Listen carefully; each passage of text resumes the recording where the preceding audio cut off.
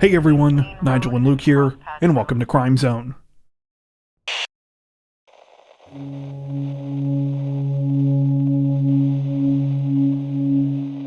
Representatives from Florida's Hillsborough County Sheriff's Office released footage from a bizarre recent arrest this week after a local man fled the scene of an accident and his strange behavior was caught on camera while he attempted to hide from police.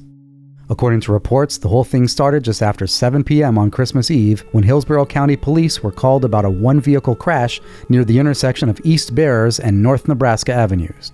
Witnesses explained that the suspect involved in the crash, later identified as 34-year-old Eliezer Armando Reyes Rios, had fled and was seen running off into a large adjacent construction site. Officers quickly arrived at the scene and set up a perimeter. However, they knew that it would likely be difficult to spot Rios under the cover of darkness. Thankfully, though, they soon received some backup from their aviation unit, who sent a helicopter equipped with night vision capabilities. As you might imagine, the technology quickly helped to locate the 34-year-old suspect, who by this point had apparently made himself quite comfortable. Members of the aviation unit proceeded to watch in mingled amusement and disbelief as Rios lay down and relaxed in a large pile of soil as he attempted to hide. He passed the time by making a phone call and making what authorities later referred to as dirt angels. Honestly, just describing it really doesn't do it justice, so here's the video. Yeah, just so you all know, he's just sort of casually laying there with his arms behind his head.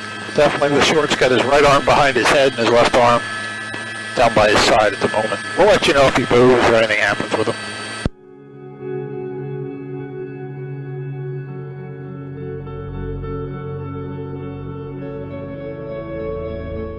The helicopter continued to relate what was happening to officers on the ground, including when Rios finally got up and tried to make a run for it.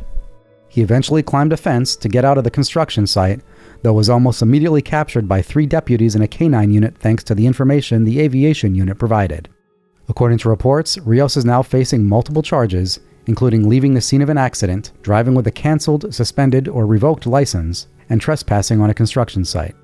In a Facebook post about the incident, the Hillsborough County Sheriff's Office thanked the air unit for their help, joking, quote, "Thanks to our aviation unit, who didn't see a big jolly man in red on Christmas Eve, but instead found the man playing in dirt."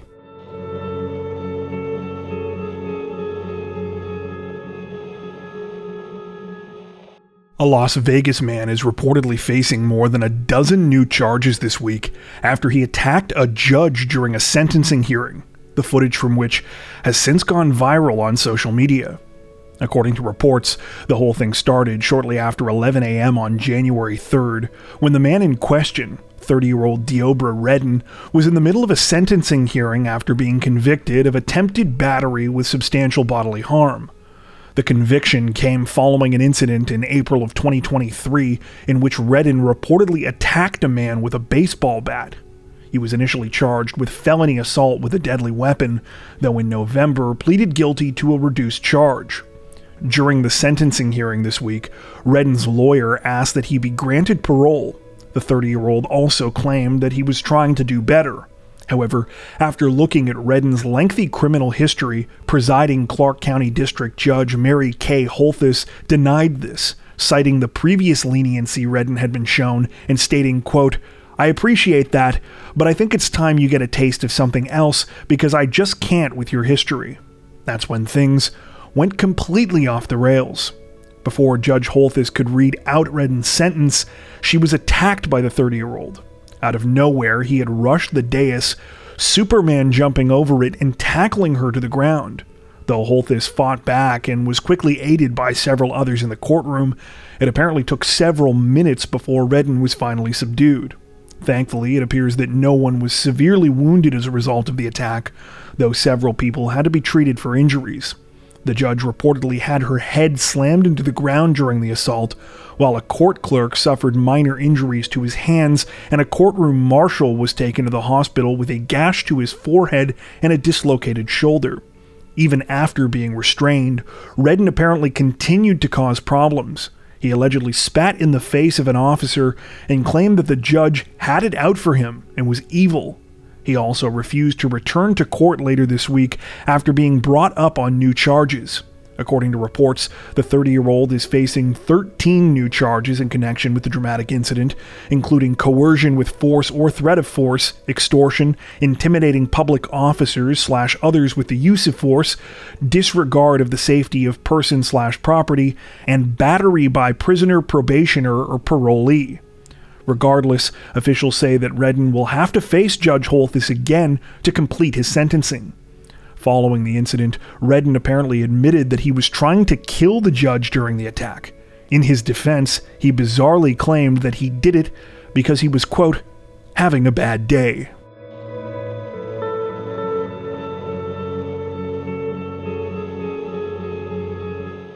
Representatives from Hawaii's Honolulu Police Department say that the hunt for a dangerous fugitive came to a dramatic end this week after he was killed in a shootout with officers following an hours-long crime spree that nearly ended with the deaths of several additional people. According to reports, the harrowing situation began on the morning of January 1st when the suspect, 44-year-old Sidney Tefokitau, allegedly attempted to murder his ex-girlfriend. The unidentified 39-year-old woman was driving down Moanalua Freeway when Tefokitau reportedly began chasing her in a white car that had no license plates. The woman tried to escape, however, Tefokitau began firing at her with a rifle. She was hit multiple times, causing her to crash into a barrier on the road. She was found by emergency service workers a short time later suffering from serious injuries and was rushed to a nearby hospital. By that point, Tefokitau had fled the scene. Authorities eventually spotted Tefokitau a couple of hours later in Honolulu's Kalihi neighborhood, though he refused to surrender and instead fired at officers in an unmarked police vehicle. His crime spree continued when he allegedly carjacked a woman at gunpoint, stealing her white Scion. The victim said she saw the 44-year-old driving erratically and initially thought he was impatiently trying to run a red light. She honked her horn to alert other people on the road, though apparently ended up catching Tefokitau's attention after he crashed his first vehicle. For several hours after the carjacking, police continued to pursue Tefokitau, all while he continued to fire shots at them. The situation finally came to an end around 4 p.m. when the violence escalated near the University of Hawaii's main campus in Honolulu. Tefokitau was killed during a shootout with police, one which also seriously injured 2 officers. Another man was reportedly injured by a police vehicle, though it's unclear to what extent he was involved in the situation. At the time of this recording, Tefokitau's ex-girlfriend and the 2 wounded officers are all recovering in hospital and are expected to survive. An exact motive behind the 44-year-old's rampage does not appear to be known, though it's said that authorities had actually been searching for him since December 16th when he allegedly attacked a group of men in Kalihi following an argument. It's not clear what the argument was about, though it's said that Tefokitau shot at the men, striking one and injuring another with a knife. Multiple warrants for the 44-year-old's arrest were issued 5 days later in connection with that incident.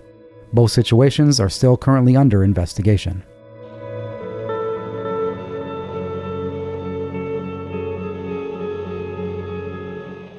Authorities in both the US and the UK say that a Colorado woman is officially in custody nearly 2 weeks after she allegedly murdered 2 of her young children and injured a third. According to reports, the chilling incident began at 12:29 on the morning of December 19, 2023, when dispatchers with the Colorado Springs Police Department received a 911 call about a burglary at a home on the 5300 block of Palomino Ranch Point. Officers arrived to find a horrifying scene. 2 children, ages 9 and 7, were found dead inside the house, while 2 other people were wounded. The injured residents were later identified as 35-year-old Kimberly Singler and her 11-year-old daughter, who were taken to a nearby hospital for treatment. The 2 deceased victims were also Kimberly's children, who have since been identified as 9-year-old Ellie and 7-year-old Aiden Wentz. Upon beginning an investigation, authorities initially believed that Kimberly and her kids had been the victims of a terrifying home invasion. However, that apparently changed as they started to take a closer look at the details of the incident. When they did, it allegedly became clear that the burglary call was an attempt to mislead police.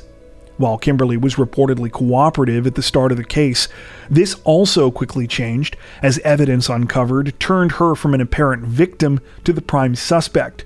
By the time authorities issued an arrest warrant for her, though, on December 26th, she had disappeared. Little has currently been released about the search for Kimberly Singler.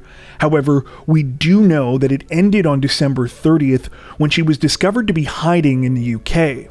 According to representatives from the National Crime Agency, she was arrested at a hotel in West London's Kensington area. The 35-year-old is now facing multiple first-degree felony murder counts, as well as charges of attempted first-degree murder, felony child abuse, and first-degree assault. She appeared in court this week and is apparently attempting to fight extradition back to the U.S. As for a motive behind the awful crime, nothing has been officially confirmed at the time of this recording, though many reports state that Kimberly had been locked in a prolonged custody battle with her ex-husband prior to the murders. The former couple began divorce proceedings in 2018, though could not agree on the arrangements for their 3 children and had been in and out of court ever since. Though Kimberly was eventually granted full custody, reports mention that she was the subject of several legal complaints by her ex-husband, who alleged that she repeatedly violated the terms of his visitation rights. Most recently, Kimberly had apparently failed to drop off the children for a scheduled visit with their father on December 16th, and was supposed to appear in court the day after the murders took place. The situation is still developing.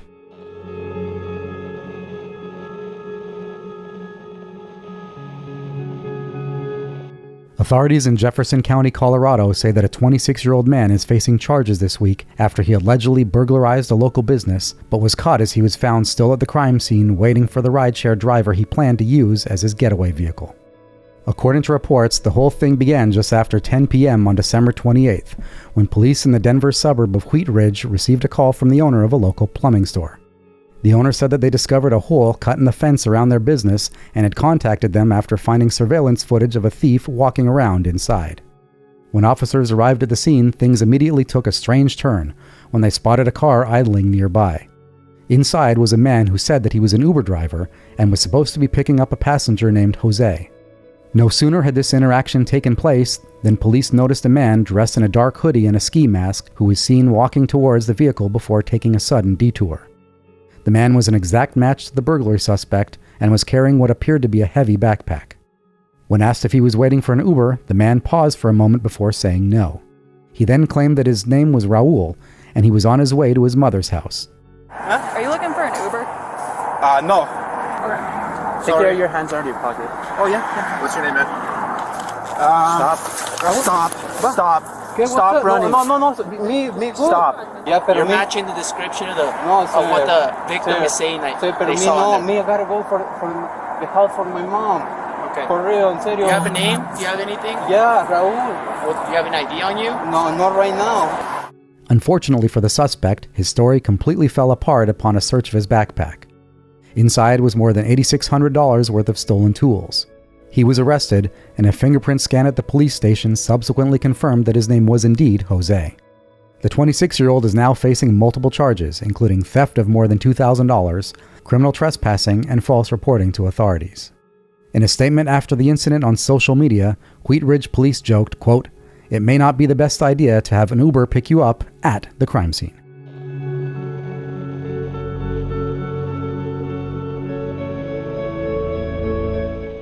Authorities in St. Clair County, Alabama say that a local man is facing multiple charges this week after he allegedly jumped into the aquarium at a popular outdoor sporting goods retail chain and refused to cooperate with police. The whole thing started just before 9:40 p.m. on January 4th at the Bass Pro Outlet in the community of Leeds. The store was getting ready to close for the night when out of nowhere, employees and shoppers started to hear a strange commotion. That commotion was allegedly the sound of 42-year-old George Owens, who had just stripped off all of his clothes and done a cannonball into the store's large aquarium. According to reports, the 42-year-old refused to get out of the large tank, and as a result, police were called. Unfortunately, Owens wasn't much more cooperative with them either. When officers arrived at the store, the 42-year-old briefly got out of the water, but apparently that was just to shout obscenities at them before diving back in. He proceeded to swim around for a while once again before attempting to climb out over the glass, only to fall several feet onto the concrete below. Bystanders who witnessed the events claimed that it appeared Owens was knocked out from the fall at which point police placed him in handcuffs. After regaining consciousness, the 42-year-old reportedly became a handful once again. After officers escorted him out of the store in a blanket and tried to place him into a police cruiser, he allegedly kicked one of the vehicle's doors, damaging the frame. However, eventually he was taken into custody.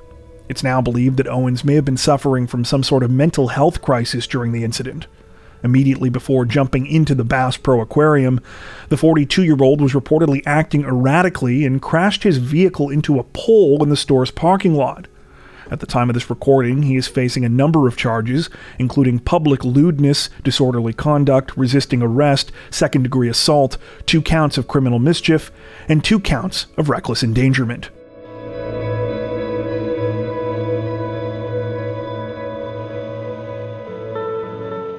Authorities in San Antonio, Texas say that a father and son have been arrested and are facing charges this week, more than 2 weeks after a young couple was found gunned down inside of their vehicle, a crime which also claimed the life of their unborn child. According to reports, the incident began on Christmas, when San Antonio police released an alert to the public about 18-year-old Savannah Nicole Soto. The teen's family hadn't seen or heard from her since December 22nd and became incredibly concerned the following day when she missed an extremely important medical appointment. Savannah was pregnant and was already a week past her due date. She had been scheduled to be induced, but never showed up for that appointment. The search for Savannah came to a tragic end on December 26th, when her silver Kia Optima was found on the 5900 block of Danny K. Drive. Inside were the bodies of Savannah and her 22-year-old boyfriend, Matthew Guerra. Both had been shot in the head. It was concluded that they had likely been dead for several days before they were found. According to investigators, the crime scene was quite complex, but from the beginning they suspected that a third party was responsible for the killings. It appeared that Savannah and Matthew had been murdered in a different location and then driven to the place where they had been found. Matthew's body, which was found in the back seat, reportedly looked as though it had been dragged into the vehicle. There was also blood evidence found on the outside of the vehicle that pointed towards another person being involved. This theory gained further credibility when authorities recovered surveillance footage from a parking lot close to where the bodies were found. The video, part of which has since been released to the public, shows Savannah's vehicle as well as a dark-colored pickup truck. In it, a man can be seen getting out of the truck and walking over to the Kia before both vehicles drive off in separate directions. Authorities say that they now believe Savannah and Matthew were already dead by the time this footage was recorded. Thanks to the video, police were able to track down the owner of the pickup truck, 53-year-old Ramon Preciado. Authorities say that he told them a story that was inconsistent with the evidence that they had discovered at the crime scene. Instead, investigators say they now believe Ramon's 19-year-old son, Christian Preciado, is responsible for the double murder. It's theorized that the killings were the result of a drug deal gone wrong between Christian and Matthew Guerra, who was a known dealer. It's further alleged that after the killings, Christian called his father, who then helped him to dispose of the bodies. At the time of this recording, Ramon and Christian Preciado have been arrested and remain in custody. Ramon is facing charges of abuse of a corpse, while Christian has been charged with capital murder. Authorities say that more charges against the men are likely to follow as the investigation continues.